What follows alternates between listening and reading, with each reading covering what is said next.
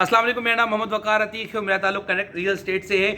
हर कोई एक ही बात कर रहा है, बहरेट और कराची की मार्केट क्रैश होने वाली है, जगह लीज नहीं है, ऑन ग्राउंड प्रॉपर्टी लेना सेफ नहीं है। 6 महीने के अंदर अंदर प्रॉपर्टी के रेट डबल हो चुके हैं। अब ये जगह प्रॉपर्टी खरीदने के लिए सेफ नहीं है। एक ये बात। दूसरी बात, नस्ला टावर गिरने के बाद जो SPCA से अप्रूव डॉक्यूमेंटेड जो प्रोजेक्ट्स हैं वहाँ पर भी इन्वेस्टमेंट करना अब सेफ नहीं रहा, क्योंकि वहाँ पर भी अगर आप कोई चीज़ प्रोजेक्ट लेते हैं, वहाँ पे बुकिंग कराते हैं, तो आपको ये श्योरिटी नहीं है कि वो प्रोजेक्ट आपको मिलेगा कि भी नहीं मिलेगा। आपने NIC बना दिया और ये नहीं पता कि कल आके कोई अतारा आके आपको कहेगा कि ये NIC आपका पक्का है भी कि नहीं। आपको ये भी नहीं पता कि आप कोई भी चीज़ करने जा रहे हैं तो वो आपकी बाद में जाके अप्रूवल में आएगी कि भी नहीं आएगी। ये सारे काम होते हैं गवर्नमेंट के इदारों के, जो कि उन्होंने अपने तरीके से नहीं किए, और इन द एंड नस्ला टावर गिरने जा रहा है। सही है या गलत, इसके बारे में हमारा काम नहीं, गवर्नमेंट के इदारों का काम है इस बात को सही और गलत कहना। हो ये रहा है कि हमारे हर बंदा ये बात कर रहा है कि बहरिया टाउन का क्या होने जा रहा है, फ्यूचर क्या, वहाँ मार्केट गिरने वाली है, बढ़ने वाली है। नस्ला टावर गिरने के बाद क्या सारे ही लोग आबाद की कंस्ट्रक्शन ख़त्म करने के बाद क्या सब लोग बहरेटाउन चले जाएंगे? ये सोच भी एक पाई जा रही है बिल्डर्स के दरमियान कि जब हमने SBCA से अप्रूव करा के प्रोजेक्ट बनाना है उसमें नफ़ा कम है, और बहरेटाउन कराची में कोई प्रोजेक्ट बनाना है उसमें नफ़ा ज़्यादा है, और दोनों के गिरने के चांसेस हैं। तो भाई क्यों बनाए हम यहाँ पर प्रोजेक्ट? हम क्यों ना वहाँ चले जाएं, बैठो वहाँ जाके प्रोजेक्ट बनाना शुरू कर दें। और एक तस्वीर का दूसरा रुख है, वो ये रुख है कि जब SBCA से अप्रूव प्रोजेक्ट भी कामयाब नहीं है तो क्या बहरेटाउन का तो कामयाब था ही नहीं, वो तो बिल्कुल ही बेकार था, क्योंकि वो SBCA से अप्रूव नहीं है। जब SBCA से प्रोजेक्ट अप्रूव हुआ भी आपके लिए सेफ इन्वेस्टमेंट नहीं है, तो क्या पाकिस्तान में ये इन्वेस्टमेंट करनी चाहिए भी कि नहीं करनी चाहिए? ये एक तस्वीर का दूसरा रुख है जो आपके सामने शेयर कर रहा हूँ। आपकी इन्वेस्टमेंट सेफ कहाँ है, सिक्योर कहाँ है, ये मैं आपको बताने के लिए ये वीडियो बनाने जा रहा हूँ। ये आपको बताने जा रहा हूँ कि आगे हो क्या रहा है और लोग सोच क्या रहे हैं। पहली सोच लोगों की ये कि सियासी तौर पे मामलात पाकिस्तान के बाकी मुल्कों के साथ उतने स्टेबल नहीं है, इसी वजह से लोग अपने पैसे को UAE में या बाकी और सारे मुल्कों में अपने पास सेफ नहीं करते और पाकिस्तान में भेजते हैं। और कुछ ही अर्से से पहले जब कोविड आया तो उसके बाद ये लोगों ने सोच पैदा करना शुरू कर दी अपने जहन में कि अब हमें अपना वहाँ पे मकान बनाना ही बनाना है, और लोगों ने, बहुत सारे लोगों ने यहाँ पे अपने मकान बनाना स्टार्ट कर दिए, जो कि उनके पास अपॉर्चुनिटी सिर्फ और सिर्फ बहरिया टाउन में थी। वहाँ पे डेवलपमेंट उस काबिल थी कि वहाँ अपना वो मकान बना सकें। अब वहाँ वो बनाने तो जा रहे हैं, तो क्या वो सेफ है, सिक्योर है कि नहीं? इसके अलावा और कोई प्रोजेक्ट नहीं है जहाँ पर अपना इन्वेस्टमेंट कर सकें। एक तो ये ओवरसीज़ के लिहाज से, और दूसरा जो हराम का पैसा था, जो अनऑफिशियल पैसा था, वो अब डॉलर के ज़रिए उतनी आसानी से बाहर नहीं जा पा रहा। जो अनऑफिशियल पैसा था, जो सूद का पैसा, अब पॉकेट में ठीक ठाक इन होना शुरू हो चुका है।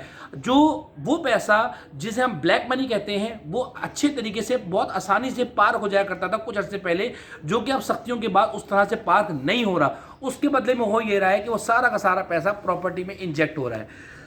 इसी वजह से पिछले 1 साल में पूरे ही पाकिस्तान की हर प्रॉपर्टी में बूम आया, और हर प्रॉपर्टी में वो पैसा इंजेक्ट हुआ।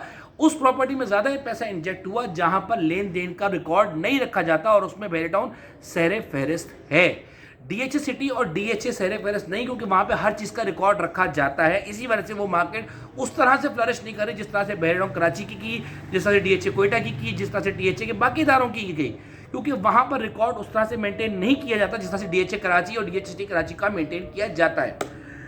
अब होने क्या जा रहा है ये बताना आपको ज़रूरी है कि जब ये पैसा इंजेक्ट हो रहा है और ओवरसीज़ का पैसा भी इंजेक्ट हो रहा है, और आने वाले वक्तों में तस्वीर का एक रुख, जो कि बिल्डर शहर में काम करते हैं, वो भी जब बहरेटाउन चले जाएंगे, तो मुझे फ़िलहाल बहरेटाउन की मार्केट रुकती हुई नज़र नहीं आ रही। मुझे नहीं लगता कि फ़िलहाल ये मार्केट रुकेगी, मुझे नहीं लगता।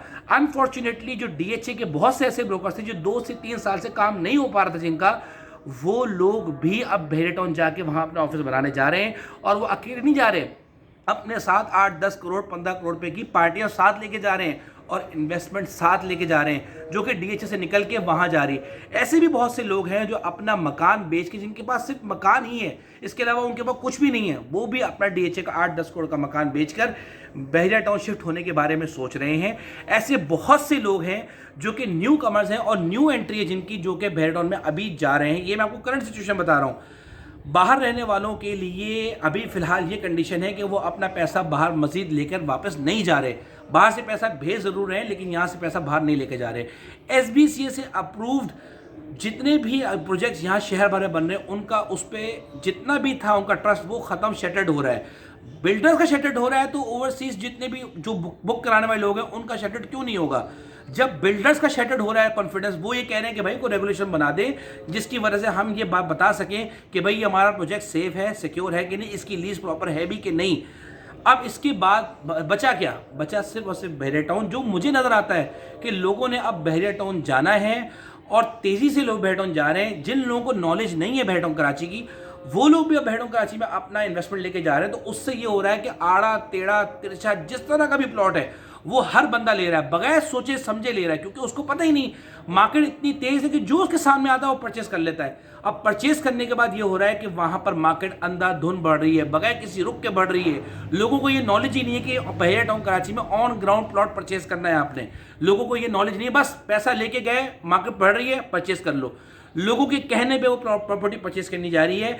आपको जाते जाते एक मशवरा देता जाऊंगा, वो प्रॉपर्टी परचेस करें जिस पर आपका दिल दुखता है। आपके ब्रोकर कुछ भी कहते रहे, आपके दोस्त कुछ भी कहते रहे, अगर आप मुतमईन है तो परचेस करें। आप मुतमईन नहीं है, किसी के कहने पे कोई प्रॉपर्टी परचेज ना करें बेशक। और ये प्रॉपर्टी उसके लिए जो ऑन ग्राउंड नहीं है। 61, 62, 63 ग्रीन, ये वो प्रॉपर्टी है जो ऑन ग्राउंड अभी मौजूद, सिर्फ ग्रीन ऑन ग्राउंड है। 61, 62, 63 के बारे में कई बातें की जाती हैं, लेकिन अभी तक उसका हकीकत से कोई ताल्लुक फिलहाल नहीं है, सिर्फ ग्रीन का ताल्लुक है। ग्रीन से आगे जाके एक नए प्रोजेक्ट बनने जा रहे हैं जिसका उन्होंने तकरीबन 60 के करीब कमर्शियल प्लॉट्स बनने जा रहे हैं और उसका भी वहां पे मामला चल रहे हैं। लेकिन फिलहाल अगर आपका दिल उन प्रॉपर्टी में नहीं दुखता जो ऑन ग्राउंड नहीं है तो उसको बेच दीजिए, उसको रखने का कोई फायदा नहीं है। आप आगे की तरफ आ जाइए और आगे की पेशेंट्स में कोई ना कोई चीज़ परचेजिंग कर लीजिए।